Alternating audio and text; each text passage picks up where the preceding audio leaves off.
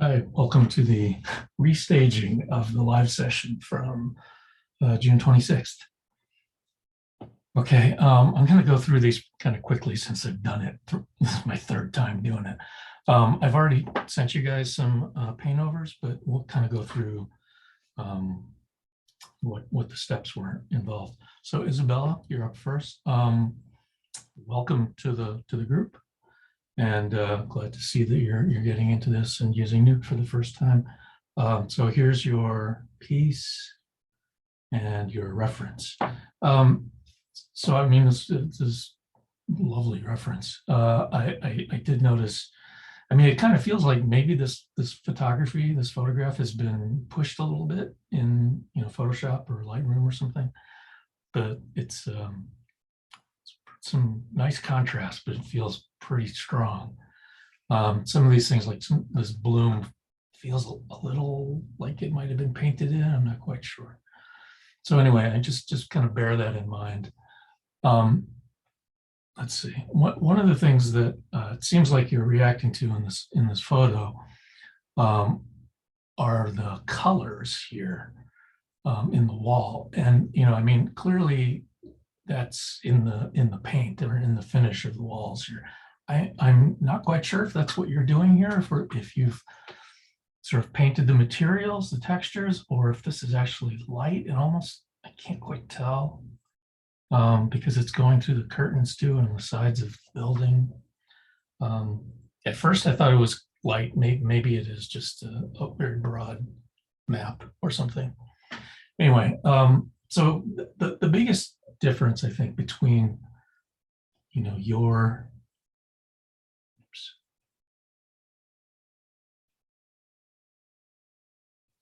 sorry, your work and the photo reference, I think, is in this one. I mean, we really have a sense of a very bright sun, kind of beyond this alley, up above and shining onto the alley. Here it's it's blasting the side of a second or third story of a building that you can kind of see beyond. In yours, I don't really feel any sense of sky, or very little, especially back here. Like that, this little opening actually feels like that you should see sky back there.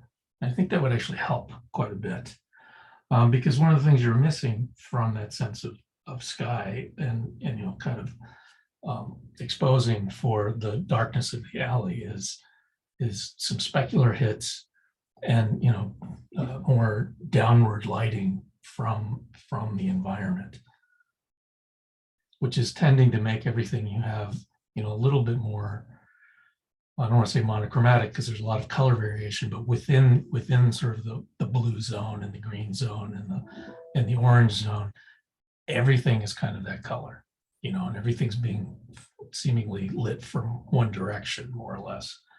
But if you had more skylight coming down, and also specularity on the shinier surfaces, I think that would help quite a bit and actually make it feel more like this. You're getting those specules on the people and on the bike and on the parts of the building, awnings, the laundry, all that stuff.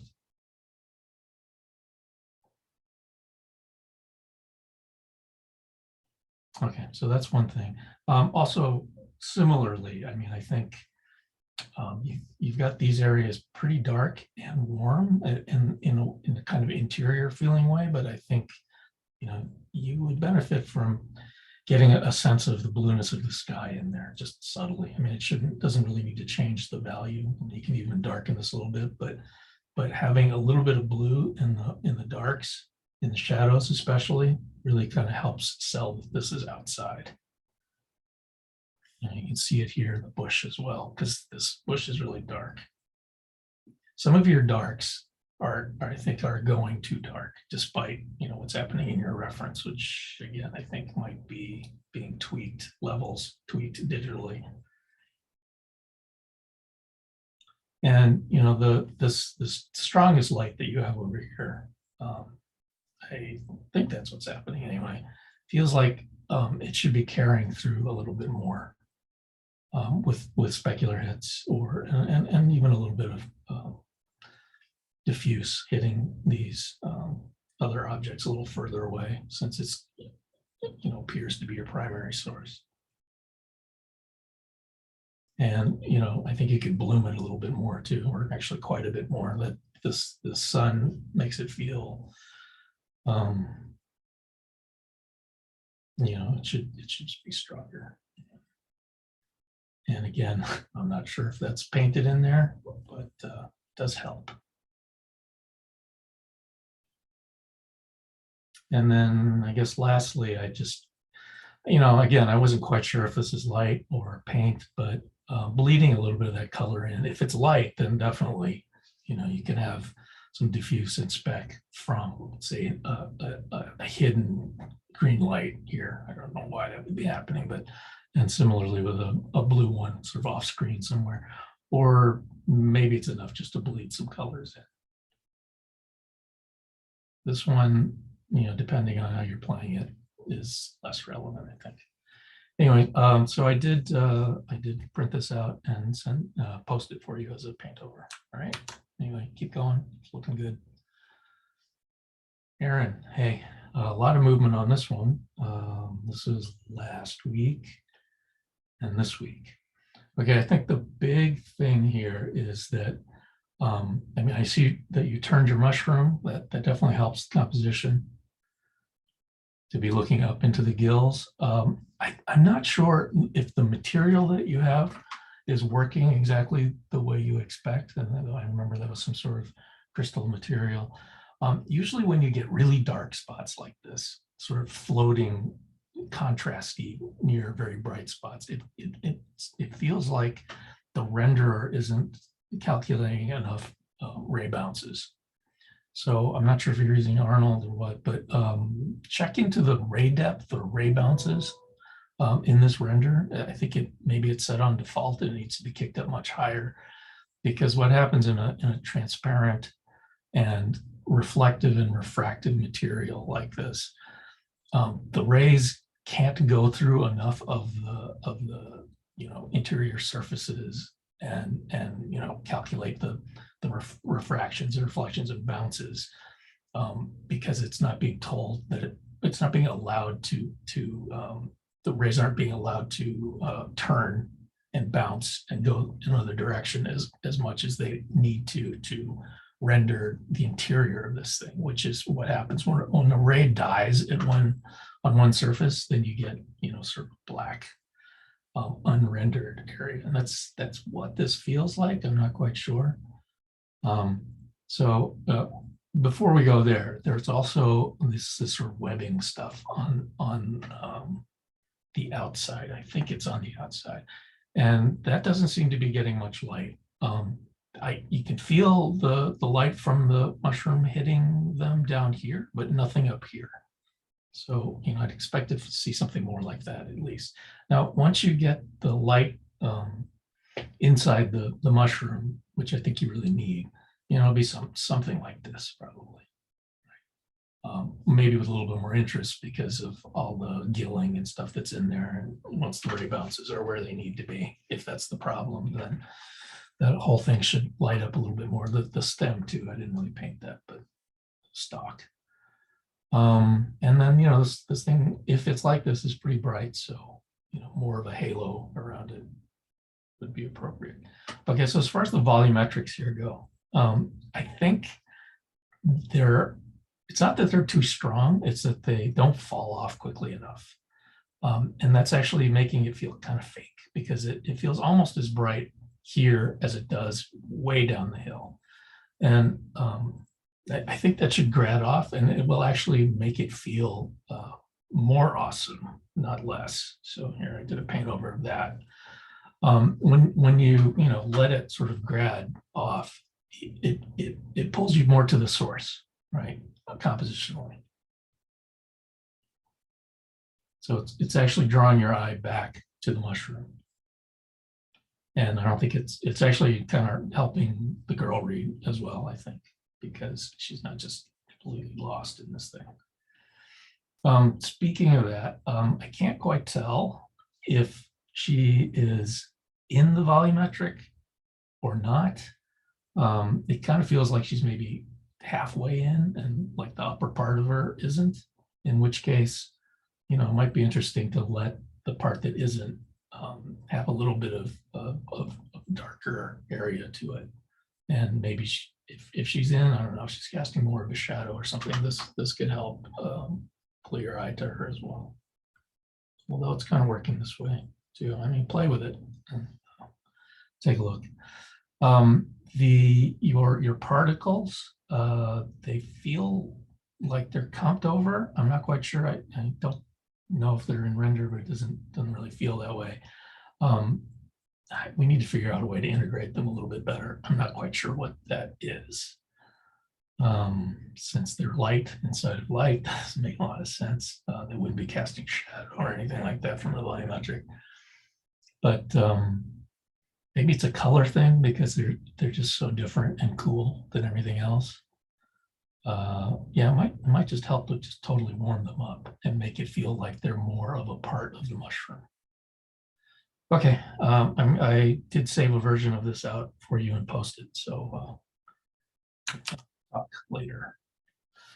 All right, Raghavendra, this is what you had last week, I think.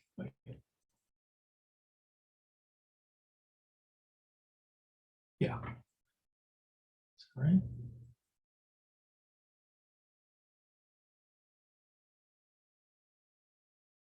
Yeah. Okay. No, this is what you sent in. Sorry. Compared to actually what you had the week before, which was this. And I think my notes had been to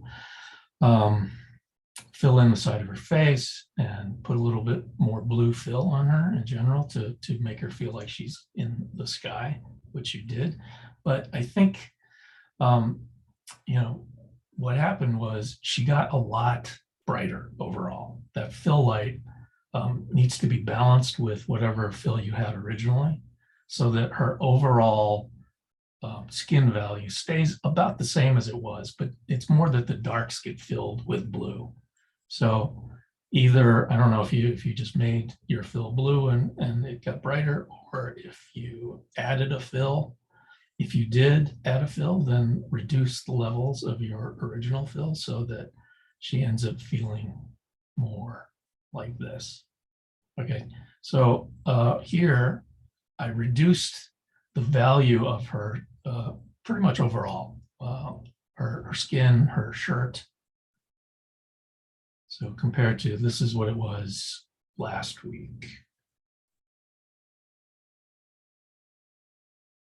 Now I left, you will definitely need to balance her face area if you bring the other stuff down, because that becomes darker as well, but you don't want that because part of the original plan was to fill her face more because she was getting too dark under the eyes and so on, which had solved in this bright version, but it's just overall she's gotten too bright here.